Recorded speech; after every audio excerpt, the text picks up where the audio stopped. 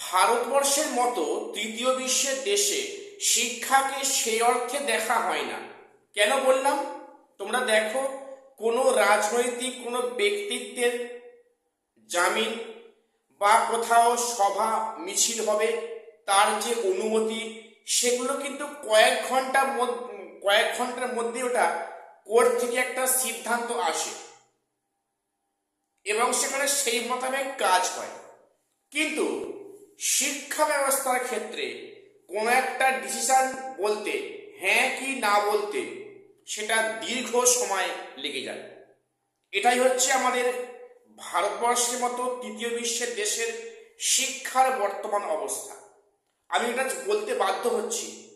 দেখো, তোমরা জানো যে গতকাল কলকাতা হাইকোর্টে এক্সপিরিয়েন্সের 10 মার্কস এবং এক্সপায়ারি অফ প্যানেল নিয়ে নতুন বেঞ্চের শুনানি শুরু হয়েছে এবং সেই অর্থে গতকাল শুনানি হয়নি। সেখানে বিচারপতি কিছু নির্দেশ দিয়েছে উভয় পক্ষকে।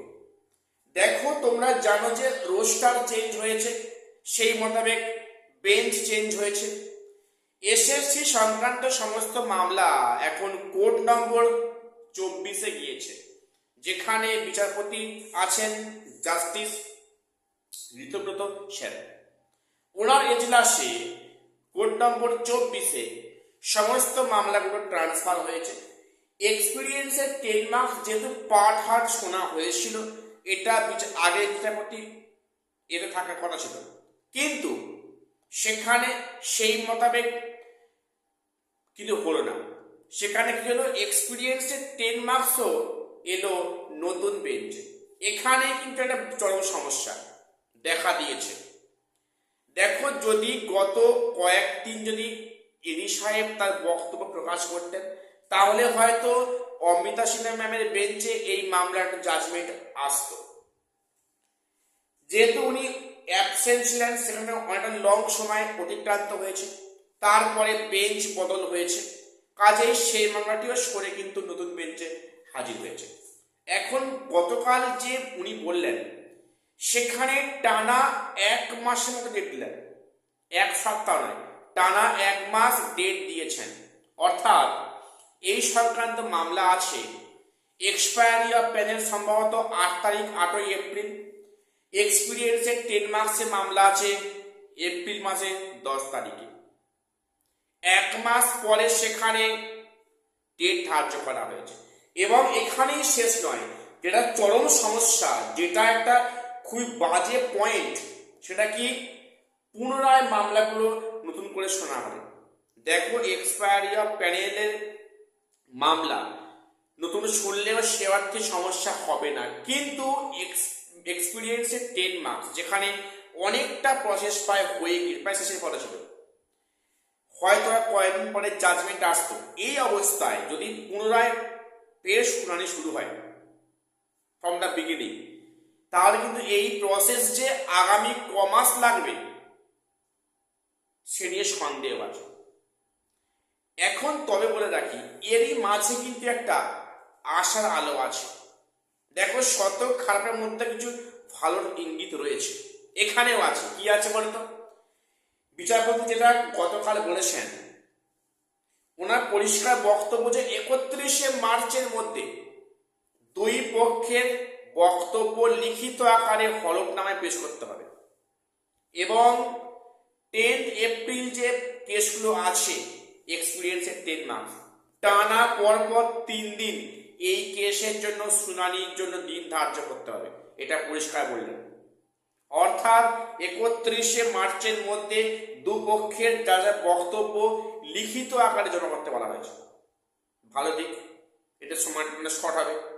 এবং 10 মার্কস সংক্রান্ত যে 10 তারিখে মামলা শুনানি হবে, তারপর থেকে টানা 3 দিন এই মামলার শুনানি হবে। অর্থাৎ যেটা কোথাও মনে হলো যে বিচারপতি কিন্তু চাইছেন এই মামলাটি শীঘ্রই নিষ্পত্তি করতে, কারণ সেখানে নিয়োগ প্রক্রিয়ার প্রসেসিং আগাচ্ছে এবং এই প্রক্রিয়াটা ইমিডিয়েটলি হওয়ার দরকার আছে। মনে হয় সেজন্যই নতুন বিচারপতি উনি টানা পরপর 3 দিন শুনানির জন্য দিন রেখেছেন। এবং সেখানে 31শে মার্চের মধ্যে উভয় পক্ষের বক্তব্য লিখিত আকারে পেশ করতে বলেছেন। এটা একটা ভালো দিক নিঃসন্দেহে মানতে হয়। এখন দেখার বিষয় যে 10 তারিখ বা অনওয়ার্ড তারপরে এই মানে এক্সপিরিয়েন্স ট্রেড মাস্টার কিভাবে শুনানি হচ্ছে, এটা এখন দেখার বিষয়। এবারে দেখো এক্সপিরিয়েন্সের 10 মার্কস থাকবে কি থাকবে না, সেটা কখন যোগ হবে, এটা নিয়ে এত দীর্ঘ সময় চলে যাচ্ছে। দেখবে এক সময় হয়তো এই বেঞ্চে হয়তো দীর্ঘদিন কোনো এক পক্ষ অ্যাবসেন্ট থাকবে, সেক্ষেত্রে শুনানি হয়তো হবে না। আবার প্রায় 6 মাস 8 মাস যাবে, সে পুনরায় রোস্টার চেঞ্জ হবে। এই করে করে জানি না এই মানে প্রক্রিয়াটা এর শেষ কোথায় আছে। আদৌ এই এক্সপিরিয়েন্স 10 মাস সম্বন্ধে কোনো জাজমেন্ট ইমিডিয়েটলি আসবে কিনা, এই একটা বিষয়।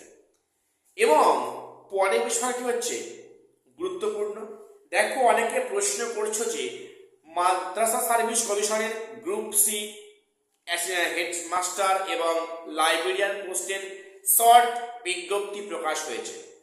আজকালের মধ্যে কিন্তু সেখানে পূর্ণ বিজ্ঞপ্তি প্রকাশিত হবে, এটা নিশ্চিত। যে প্রশ্নটা করছো যে অ্যাসিস্ট্যান্ট টিচার পদের নিয়োগ হবে না মাদ্রাসায়, সেটা কোনো নামগন্ধ নেই কেন? দেখো যেটা আগে শুনেছিলাম যে গ্রুপ সি লাইব্রেরিয়ান HM পাশাপাশি অ্যাসিস্ট্যান্ট টিচার পোস্টে প্রায় 5,000 মতো ভ্যাকান্সি থাকবে, এবং কিন্তু কথা ছিল। আমি জানি না কেন বা কি জন্য এখানে শুধুমাত্র গ্রুপ সি লাইব্রেরিয়ান এবং HM পোস্টের শর্ট বিজ্ঞপ্তি প্রকাশিত হয়েছে। সেখানে কিন্তু টিচিং পোস্টের টিচার্স পোস্টে কিন্তু সেখানে বিজ্ঞপ্তি শর্ট বিজ্ঞপ্তি প্রকাশিত হয়নি, হয়তো এটা পরের ক্ষেত্রে তো আসতে পারে। তোমরা খেয়াল রেখো কিন্তু আজকালের মধ্যে হয়তো মাদ্রাসা সার্ভিস কমিশনে পূর্ণ বিজ্ঞপ্তি প্রকাশিত হবে। সেখানে ফর্ম ফিল আপ কবে থেকে শুরু হবে, এক্সাম কবে হবে, একটা ডেট আমরা উল্লেখ করতে পারবো, আমরা দেখব। এবং যেটা শুনলাম যে মোটামুটি কিন্তু আগস্টের মাসের মাঝামাঝি নাগাদ মাদ্রাসার গ্রুপ সি এবং লাইব্রেরিয়ান পোস্টের পরীক্ষা হবে, এমনটাই খবর। আচ্ছা, অনেকে বলছে যে আপার প্রাইমারির বিজ্ঞপ্তি কি আসবে বোর্ডের মধ্যে? দেখো আসবে, এখনো কোড অফ কন্ডাক্ট এখন রুলস লাগু হয়নি, হয়তো এই কদিনের মধ্যে আপারে বিজ্ঞপ্তি প্রকাশিত হবে। আমি তোমাদের বলবো যে এই SLST যা হয়েছে, তোমরা এটাকে নিয়ে বেশি মন খারাপ না করে তোমরা ভাবো নেক্সট দিকে যেগুলো ফোর্থ কামিং এক্সাম আছে মাদ্রাসা আপার, সেক্ষেত্রে পরে হয়তো PSC হচ্ছে কি স্কুল SI, সেখানে বিজ্ঞপ্তি আসবে। কাজেই তোমরা সেগুলোর দিকে মনোনিবেশ করো এবং প্রত্যেকে গ্রুপ সি লাইব্রেরিয়ান পোস্টে যে নিয়োগ হবে তোমরা প্রত্যেকে এখন থেকে প্রস্তুতি আরম্ভ করে দাও। তো আজকে একটু কি আমার আপডেট দেওয়ার ছিল, প্রত্যেকটা চ্যানেলটা সাবস্ক্রাইব করে দিও SSC বা PSC গুরুত্বপূর্ণ আপডেট সবার আগে পাওয়ার জন্য। আর শেষ করলাম, দেখা হচ্ছে পরে কোনো ভিডিও।